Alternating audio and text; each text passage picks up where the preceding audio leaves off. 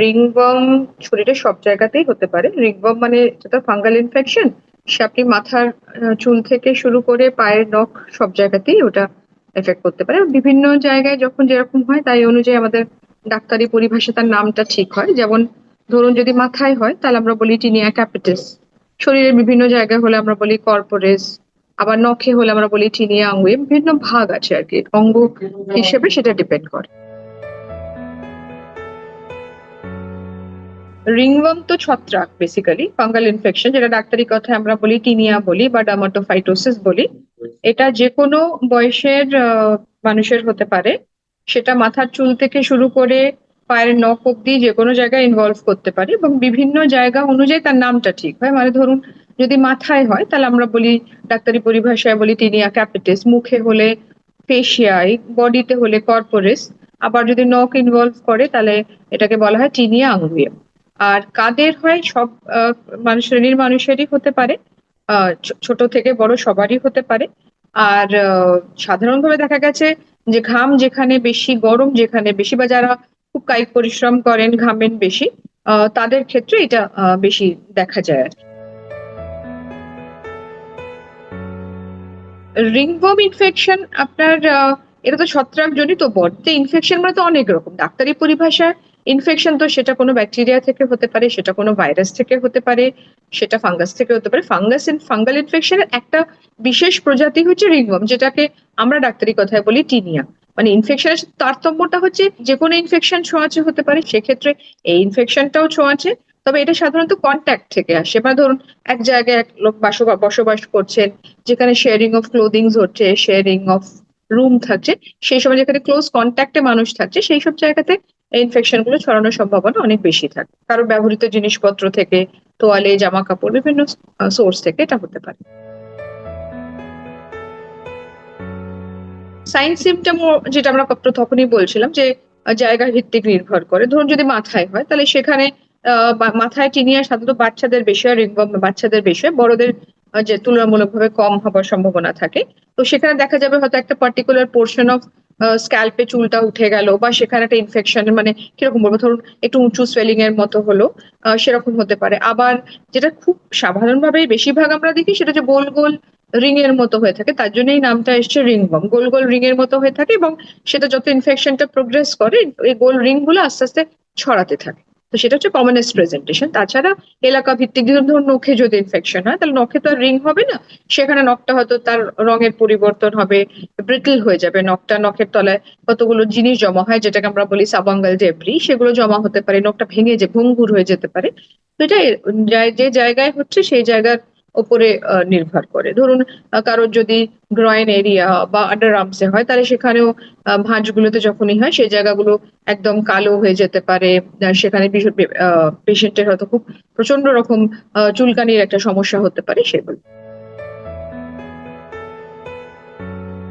দেখুন ডায়াগনোসিসটা বেশিরভাগ ক্ষেত্রে ক্লিনিক্যাল, মানে আমরা দেখেই রিংওয়ার্ম ব্যাপারটা এতটাই ওবিয়াস থাকে, তাকে দেখেই বোঝা যায় যেটা রিংওয়ার্ম। সুতরাং আলাদা করে খুব স্পেশাল টেস্টের প্রয়োজন হয় না। তবে মাঝে মাঝে হয় না এমন নয়, অনেক সময় অনেক অসুখের সাথে মানে একই রকম দেখতে হয়, তখন সেগুলো হয়তো গোল গোল রিং এর মতো। সেসব ক্ষেত্রে কিছু কিছু পরীক্ষা আমাদের লাগে।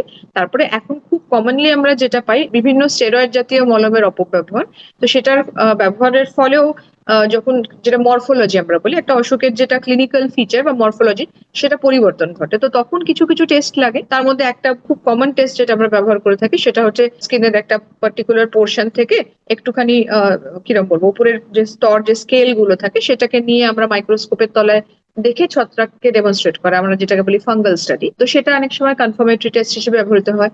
কিছু কিছু কেসে ফাঙ্গাল কালচারেরও প্রয়োজন হতে পারে। তবে সাধারণত বেশিরভাগ জায়গায় রিংওয়ার্মের ডায়াগনোসিস কিন্তু একেবারেই ক্লিনিক্যাল ডায়াগনোসিস। ট্রিটমেন্টটাও একই কথা, মানে আপনার কোন বয়সে হচ্ছে, কোন জায়গায় হচ্ছে, তার উপর নির্ভর করে। তবে জেনারেল মেইনস্টে অফ ট্রিটমেন্ট হচ্ছে অ্যান্টিফাঙ্গাল। অ্যান্টিফাঙ্গাল দিতে হবে। সেটা আপনি লোকাল অ্যাপ্লিকেশন দিতে পারেন, সেটাকে মলম, লোশন এই আকারে দিতে পারেন। আবার খাবার ওষুধ হিসেবেও দিতে পারেন। বিভিন্ন অ্যান্টিফাঙ্গাল মেডিসিনস অ্যাভেলেবল আছে, যেগুলোকে আমরা বয়স এবং তার প্রয়োজন অনুযায়ী আমরা কি ধরনের অ্যান্টিফাঙ্গাল ব্যবহৃত হবে সেটা ঠিক করা হয় এবং সেগুলো দেওয়া হয়। আর লোকাল তো আছে যেটা বললাম, মলম, লোশন এগুলো ব্যবহার করা হয়। অনেক ক্ষেত্রে অনেকে পাউডারও প্রেফার করেন যাতে জায়গাটা যদি ড্রাই রাখা যায়, তো সেটাও ব্যবহার করা হয়। যখনই আপনি কোনো একটা পার্টিকুলার জায়গায় তেলের ব্যবহার করবেন, তেল তো বেসিক্যালি হিট রিটেন করবে, তার ফলে জায়গাটা আরো চ্যাটচ্যাটে ভেপসে থাকবে। আর ফাঙ্গাসের তো প্রয়োজনীয়তা হচ্ছে আর্দ্রতা আর তাপমাত্রা, টেম্পারেচার। তো সেটা যখন বেশি তেলের ব্যবহার হবে, তাহলে সেই জায়গায় তো ফাঙ্গাসকে আপনি আরো তাকে গ্রো করতে সাহায্য করলেন। কমপ্লিকেশন মানে একটা কমপ্লিকেশন তো একটা মানুষের ধরুন ফাঙ্গাল ইনফেকশন হয়েছে, তার জন্য তার আশপাশে যে লোকেরা আছেন, তার পরিবারবর্গ হতে পারেন, তার বন্ধু বান্ধব হতে পারেন, তিনি যেখানে কাজ করেন তার সহকর্মীরা হতে পারেন, তো তাদের ফাঙ্গাল ইনফেকশনটা ছড়াতে পারে, সেটা একটা সমস্যা। আর ফাঙ্গাল ইনফেকশন দেখো, রিংওয়ার্ম যেটা যদি বলেন, সেটা তো সুপারফিশিয়াল ফাঙ্গাস। সুতরাং কমপ্লিকেশন মানে যে শরীরের ভিতরে ঢুকে তারা কোনো রকম কমপ্লিকেশন তৈরি করে সেরকম না, কিন্তু সারা গা জুড়ে যদি একটা মানুষের ফাঙ্গাল ইনফেকশন হয়ে থাকে, সেটা তার জন্য নট অনলি কসমেটিক্যালি ডিসফিগারিং, দেখতে খারাপ লাগে, সে তার যদি ভিজিবল পার্টসে হয়ে যায়, ঢাকা জায়গায় থাকলেও সে তার একরকম সমস্যা, কিন্তু যদি সামনে যেখানে তার লোকের চোখে পড়ছে সেরকম জায়গা, সেখানে তার একটা সমস্যা হতে পারে। তাছাড়া তো এই ব্যাপার যে ফাঙ্গাল ইনফেকশন তো ভীষণ ভাবে চুলকায়, তো তার দৈনন্দিন কাজকর্ম বলুন, সে একটা জায়গায় পড়াশোনা করছে, সে ধরুন একটা জায়গায় চাকরি করছে, তো সেখানে তার যদি কন্টিনিউয়াসলি একটা ডিসকমফর্ট হয়, তাহলে সেটা তো তার জন্য ডেফিনেটলি সমস্যা। এই ধরনের কমপ্লিকেশন বলতে যে ভীষণ একটা জটিল কমপ্লিকেশন লং টার্মে থাকলে হবে তা নয়, কিন্তু ওই যে একটা হচ্ছে অন্যদেরকে স্প্রেড করা ফাঙ্গাল ইনফেকশনটা, আর একটা তার নিজস্ব যে ডিসকমফর্টটা থাকে সেটা, এই দুটো যে মেন স্টে। আর আরেকটা কমপ্লিকেশন একটু মিস করলাম, সেটা যদি চুলের ধরুন ফাঙ্গাল ইনফেকশন হলো, রিংওয়ার্ম হলো, সেখানে কিন্তু অনেক সময় এমন ভাবে হয় যে চুলের লোমের যে গোড়াগুলো আছে সেটা নষ্ট হয়ে গেল, তার ফলে সেখানে হয়তো চুলই গজালো না, সেটা একটা কমপ্লিকেশন। বা কারো কারো ক্ষেত্রে নখটা এমন ভাবে ভাঙলো বা নখটা এমন ভাবে ব্রিটল হয়ে গেল যে সেখানে পরবর্তী ক্ষেত্রে ট্রিটমেন্ট দিয়েও হয়তো কমপ্লিট রিকভারি, নেলটা মানে যেরকম সুন্দর সুস্থ নখ ছিল সেটা হয়তো সম্পূর্ণরূপে হয়তো হলো না, সেটা অনেক সময় হয়ে থাকে। সেটাকে আপনি যদি কমপ্লিকেশন বলেন, তাহলে হ্যাঁ, এটা একটা কমপ্লিকেশন। প্রথমত ছত্রাকের যেহেতু আমরা প্রথমেই যেটা বলেছিলাম যে আর্দ্রতা, টেম্পারেচার, তাহলে এবার গায়ে ঘাম জমতে দেওয়া যাবে না, পরিষ্কার পরিচ্ছন্ন থাকতে হবে, স্নান করতে হবে ঠিক সময়, প্রতিদিনকার জামা কাপড় কাচা ভালো করে, সেটাকে কেচে রোদে মেলা, মানে জামাটাকে আমরা বলি রিভার্স করে রোদে মেলা, মানে আপনার যে জামার পোর্শনটা আপনার শরীরের কন্ট্যাক্টে থাকে সেটাকে ডাইরেক্টলি সানলাইট দেবো। এখন ধরুন বর্ষাকালে তো আমরা সাধারণত দেখি, বর্ষাকালে যে ছত্রাকের ফাঙ্গাল ইনফেকশন গুলো হচ্ছে, সেক্ষেত্রে হয়তো পেশেন্ট আমাকে বলবে যে তো রোদ কোথায়, এখন তো রোজই মেঘলা থাকছে, তাহলে সেক্ষেত্রে আমরা জামার ভিতর সাইডটা ইস্ত্রি করেও পড়তে বলতে থাকি, যেখানে ওই ফাঙ্গাস গুলো যখন আপনি আয়রনিং করবেন, তখন সেই ফাঙ্গাস গুলো মরে যাবে। তো সেটাও প্রিকশন হিসেবে ব্যবহার করা যেতে পারে, ইউজ করা যেতে পারে। ডোন্টস মানে ওই যে একে অপরের জামা কাপড় পরবেন না, শেয়ারিং অফ ক্লোদিংস খুব ইম্পর্টেন্ট।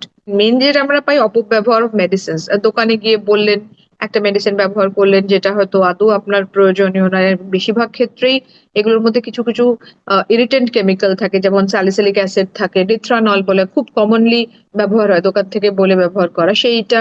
স্টেরয়েডস খুব বেশি ব্যবহৃত হয়, হয়তো যখন আপনি স্টেরয়েড ইউজ করছেন তাৎক্ষণিক ব্যাপারটা কমে গেল, ধামাচাপা পড়ে গেল, আপনিও ভাবলেন বাহ, ওষুধটা তো বেশ ভালো, দুদিনে সারিয়ে দিল। তো সেগুলোর অপব্যবহার খুব বেশি হয়ে থাকে, কিন্তু সেগুলো একেবারেই করাটা উচিত হবে না। আর সঠিক সময় আপনার যিনি স্বাস্থ্য কেন্দ্র আছে, আপনার যিনি কাছাকাছি ডাক্তারবাবু আছে, তার পরামর্শ নিয়ে চিকিৎসা করাটাই বাঞ্ছনীয়।